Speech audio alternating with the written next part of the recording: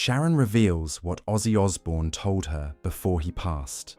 In the most emotionally devastating and intimate interview she has ever given, Sharon Osbourne has finally broken her silence about the final words her husband Ozzy spoke to her before his death on July 22, 2025.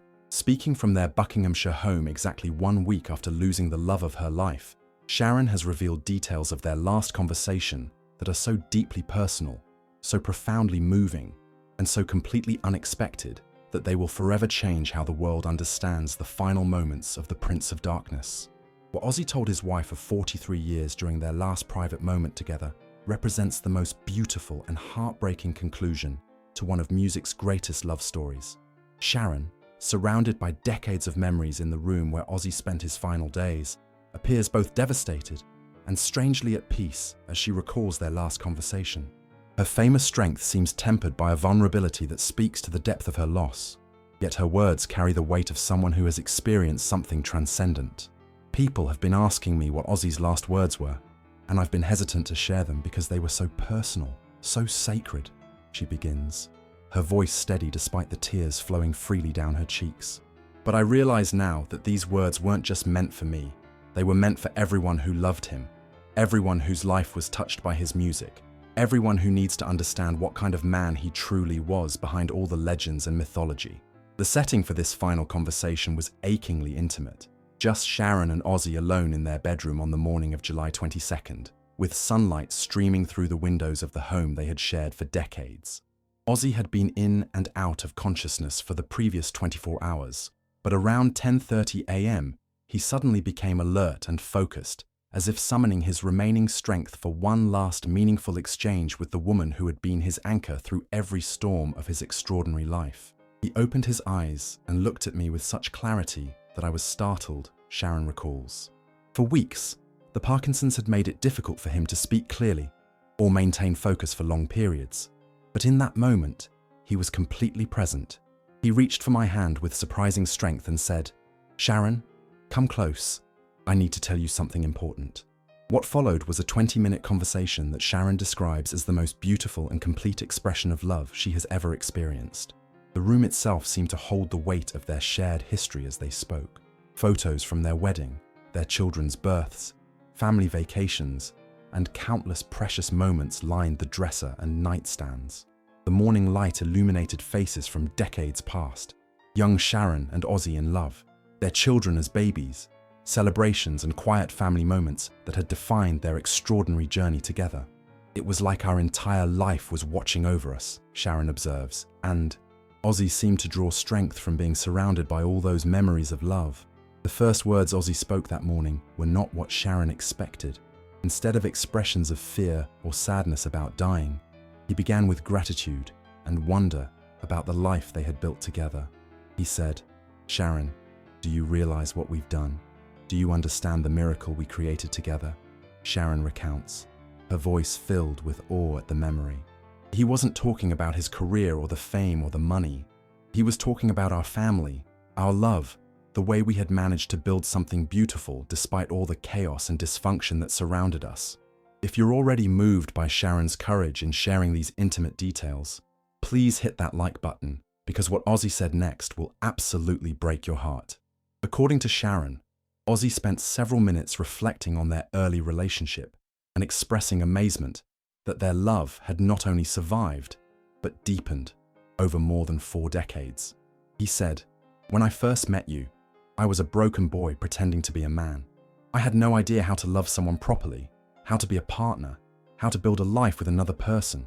But you saw something in me that I couldn't see in myself, and you loved me into becoming the man I was always meant to be." Whereas Ozzy's voice, though weakened by illness, carried a strength of conviction that surprised Sharon. He spoke slowly but deliberately, as if he had been rehearsing these words in his mind for months. "He told me that he'd been thinking about our first meeting constantly in his final weeks," Sharon reveals. "He said he could still remember exactly what I was wearing, the song that was playing in the background, the moment when he realized that his life was about to change forever. He said, 'Sharon, you walked into my world and everything became possible. Before you, I was just surviving. After you, I was finally living.' The conversation became increasingly emotional as Ozzy began to address specific aspects of their relationship, acknowledging his failures while celebrating their triumphs. He talked about the early years when his addiction nearly destroyed us, when he was so lost in his own pain that he couldn't see how much he was hurting me, Sharon explains. He said, "Sharon, I know there were times when you should have left me, when any rational person would have walked away, but you stayed and you fought for us, and you believed in our love even when I didn't believe in myself." Sharon reveals that Ozzy became particularly emotional when discussing the lowest points of his addiction and the toll it had taken on their marriage. He said that he'd spent years feeling like he didn't deserve love, that his childhood had convinced him he was fundamentally unworthy of happiness, she explains. He told me that my refusal to give up on him had slowly taught him that he was worth fighting for, that love could be stronger than addiction, stronger than fear, stronger than the voice in his head that told him he was worthless. But perhaps the most shocking part of Ozzy's final words was his revelation about how he truly viewed their partnership and Sharon's role in his life and career. He told me that everything good that had happened in his life after we met was really my accomplishment as much as his, Sharon reveals. He said, "People think of me as a solo artist, but the truth is that everything I've achieved since 1979 has been a collaboration with you. You didn't just manage my career, you created it. You didn't just save my life, you gave it meaning and purpose." The metal legend went on to provide specific examples of how Sharon's influence had shaped not just his business decisions, but his artistic evolution. He said that every album he'd made since we'd been together had been better because of my input, my encouragement to be more vulnerable and honest in his songwriting, Sharon explains. He told me that songs like "Mama, I'm Coming Home" and "Close My Eyes Forever" wouldn't have existed without my influence, because I'd taught him that it was okay to show his softer side, to admit that he needed love and wanted to come home to someone who cared about him. According to Sharon, Ozzy became increasingly philosophical as their conversation continued, sharing insights about love, mortality, and the nature of human connection that revealed a depth of wisdom that few people had ever seen from him. He said that he'd learned something important in his final months, that love isn't just an emotion, it's a choice you make every day. He said, "Sharon, you chose to love me every single day for 43 years, even when I was unlovable, even when I made it difficult, even when it would have been easier to give up." The conversation took an even more profound turn when Ozzy began to share his thoughts about what their love meant in the context of his entire life and career. "He told me that meeting me had been the moment when his real life began," Sharon recounts. He said that everything before that, the early days with Black Sabbath, the fame, the wild behavior, had been like a performance, like he was playing a character. But loving me and building a family with me had been the first time he'd ever been completely authentic. This revelation particularly moved Sharon because it reframed their entire relationship in a way she had never considered. "He made me understand that I hadn't just been his wife and manager. I'd been the person who helped him discover who he really was underneath all the personas and public images," she explains. He said that the real Ozzy Osbourne wasn't the Prince of Darkness or the wild man of rock and roll. It was the man who loved me, who wanted to be a good husband and father, who found his greatest joy in simple moments of connection with the people he cared about most. Sharon reveals that Ozzy also expressed deep gratitude for the way she had protected him and their family over the years, often at great personal cost to herself. He said, "Sharon, you've been my shield and my sword for decades. You've protected me from my own worst impulses. You've fought battles for me that I didn't even know were happening, and you've sacrificed pieces of yourself to keep our family together." He was crying when he said this, and I realized that he understood more about what our life had cost me than I'd ever given him credit for. The acknowledgement of Sharon's sacrifices led to one of the most emotionally charged parts of their conversation. He talked about specific instances when he knew I'd put his needs or the family's needs ahead of my own, Sharon recalls. He mentioned times when I'd turned down opportunities for my own career to focus on his, moments when I'd absorbed criticism or attacks that were meant for him, situations where I'd had to be the strong one when he was falling apart. He said, "I see it all now, Sharon. I see everything you gave up for us, and I need you to know that none of it went unnoticed or unappreciated." But the most emotionally devastating part of their conversation came when Ozzy began to talk about his regrets and the things he wished he could have done differently. He said that his biggest regret wasn't about his career or his public mistakes. It was about the times when his illness and addiction had made him absent from our relationship, Sharon explains. He said, "I wish I could have been present for more of our beautiful moments. I wish I could have been the husband you deserved every single day instead of just on my good days." Sharon reveals that this discussion of regrets led to Ozzy sharing specific memories of times when he felt he had failed her as a husband. He talked about our anniversary in 1995, when he was so drunk he passed out during dinner, about the time in 2003 when I was dealing with my cancer diagnosis and he was too consumed with his own problems to give me the support I needed, she explains. He said, "Those moments haunt me, Sharon, not because they were public embarrassments, but because they were times when the person I loved most needed me, and I wasn't capable of being there for her." According to Sharon, Ozzy also shared his hopes for what would happen to her after his death, expressing both his desire for her happiness and his struggle with the idea of her moving forward without him. He said, "Sharon, I need you to promise me that you won't stop living when I die. You're only 72 years old, and you have so much life left to live. I want you to travel, to laugh, to make new memories, maybe even to love again if that's what makes you happy." Sharon reveals that this part of their conversation was the most difficult for both of them.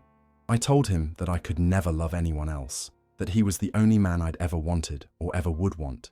But he said something that I'll never forget. Sharon, our love is big enough to include whatever comes next. If loving someone else someday helps you heal and brings you joy, then I want that for you. Our love doesn't end when I die. It just changes form."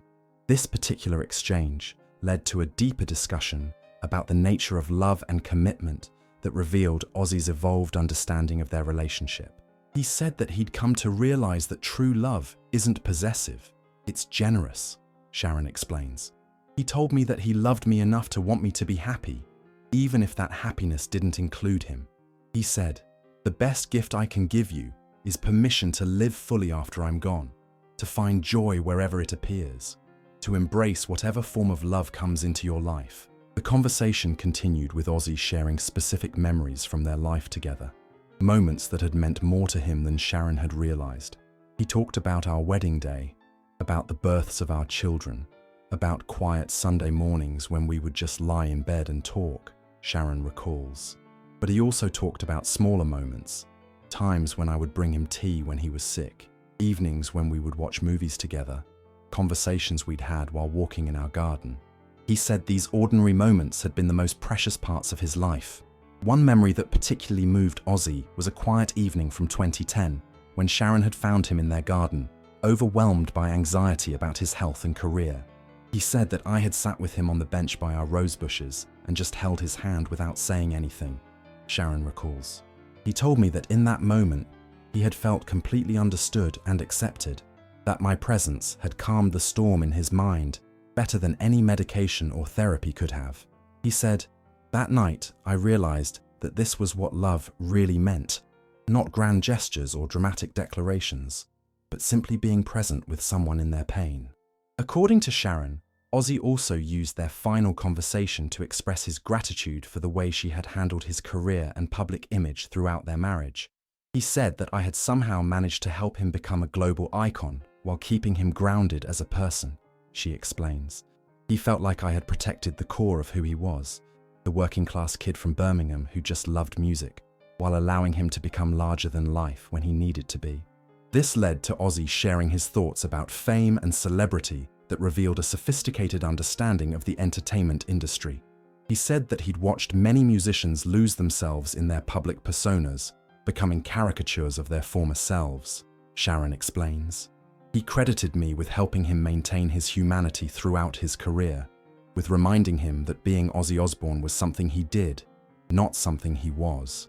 He said, "You never let me forget that I was John Michael Osbourne first, husband, father, friend, and Ozzy second." The conversation took another emotional turn when Ozzy began to talk about their children and his hopes for their futures. He said that watching our kids grow into good, strong, independent people had been his greatest accomplishment, Sharon reveals. He told me that he knew he hadn't been a perfect father, but that seeing Kelly, Jack, and Amy become such remarkable adults had convinced him that we must have done something right. Ozzy's reflections on fatherhood revealed both pride and regret in equal measure. He talked about specific moments with each of our children that he treasured: Kelly's first steps, Jack's first guitar lesson, Amy's high school graduation, Sharon explains. But he also acknowledged the times when his illness or addiction had made him unavailable to them. He said, "I wasn't the father I wanted to be, but I hope I was the father they needed when it mattered most." Sharon discloses that Ozzy also shared his thoughts about the legacy he hoped to leave behind, both as an artist and as a man. He said that he hoped people would remember him not just for the music or the wild stories, but for the love he'd shared with his family, she explains. He wanted to be remembered as someone who had learned how to love deeply and be loved in return, despite all his flaws and mistakes. This discussion of legacy led to Ozzy expressing his hopes for how his music would be understood in the future.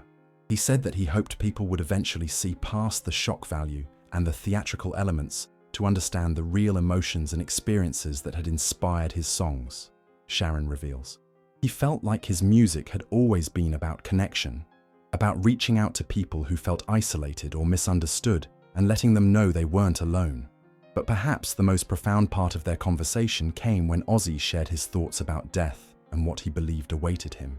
He said that he wasn't afraid of dying because he'd already experienced the most important part of existence, unconditional love, Sharon recounts. He told me that whatever came next, he would carry our love with him, and that somehow that love would continue to exist even after his body was gone. Ozzy's spiritual reflections revealed a man who had found peace with his own mortality. He said that he'd spent his whole life afraid of death, but that loving me and our family had taught him that some things are stronger than death, Sharon explains. He felt like the love we shared would somehow transcend physical existence. That consciousness was bigger than any individual body or brain. The final phase of their conversation focused on practical matters, but even these mundane topics became profound in the context of their goodbye. He gave me specific instructions about his funeral, about how he wanted to be remembered, about songs he wanted played, Sharon explains. But more importantly, he told me exactly what he wanted me to say to each of our children, to his bandmates, to his friends. He wanted to make sure that everyone who mattered to him knew how much they had meant to his life. These practical instructions revealed Ozzy's desire to continue caring for his loved ones even after death. He had thought about every detail, not just the logistics of his funeral, but the emotional needs of everyone who would be mourning him, Sharon explains. He wanted to make sure that his death would bring people together rather than driving them apart, that it would be a celebration of love and connection rather than just a time of sadness. According to Sharon, the very last words Ozzy spoke to her before losing consciousness for the final time were both simple and extraordinary. He squeezed my hand as tightly as he could and said, "Sharon, thank you for giving me a life worth living. Thank you for loving me into becoming the man I was always meant to be. Thank you for making every day of the last 43 years feel like a gift." Then he smiled at me and said, "I'll be waiting for you on the other side, but don't hurry to get there. Live every moment of the beautiful life we built together." Sharon reveals that after speaking these final words, Ozzy closed his eyes and seemed to fall into a peaceful sleep. He had this expression of complete contentment on his face, she recalls. It was like he had said everything he needed to say, expressed all the love he needed to express, and was ready to let go. About an hour later, he took his final breath, and even then, he looked peaceful and satisfied. The moment of Ozzy's actual death was as peaceful as their final conversation had been profound. "I was holding his hand when he passed," Sharon explains. "There was no struggle, no pain, no fear. He simply stopped breathing, and I could feel his spirit leaving his body. But I didn't feel like he was gone. I felt like he had just transformed into something else, something that would always be with me." The impact of this final conversation on Sharon has been profound and transformative. Those last words have become like a roadmap for how I want to live the rest of my life, she explains. Ozzy didn't just say goodbye, he gave me a final gift, a way to understand our entire relationship and my own future through the lens of love and gratitude rather than loss and grief. Sharon also reveals that Ozzy's final words have helped her understand aspects of their relationship that she had never fully appreciated before. He helped me see that our love story wasn't defined by the difficult times or the challenges we faced, she explains. It was defined by our commitment to each other, our willingness to grow and change together, and our ability to find joy and meaning in both the extraordinary and ordinary moments of our shared life. The widow has also been moved by how Ozzy used his final conscious moments not to seek comfort for himself, but to provide comfort and guidance for her. Even when he was dying, he was still taking care of me, she reflects. He was still being my partner, still thinking about my needs and my future. That's who he was at his core, not the wild man or the rock star, but a man who loved his family more than life itself. Sharon concludes her revelation with a message that she says Ozzy specifically asked her to share with his fans and the broader world. He wanted everyone to know that love, real, committed, imperfect, daily love, was the greatest adventure of his life, she explains. He said that all the fame and success and excitement of his career paled in comparison to the simple joy of loving and being loved by the people who mattered most to him. If this incredible insight into Ozzy and Sharon's final moments together has moved you as much as it has moved us, please show your support by hitting that like button. Sharon's courage in sharing these deeply personal words reminds us that behind every public figure is a human being capable of profound love and wisdom, and that the most important conversations we ever have are often the ones that happen in our most private, vulnerable moments with the people we love most.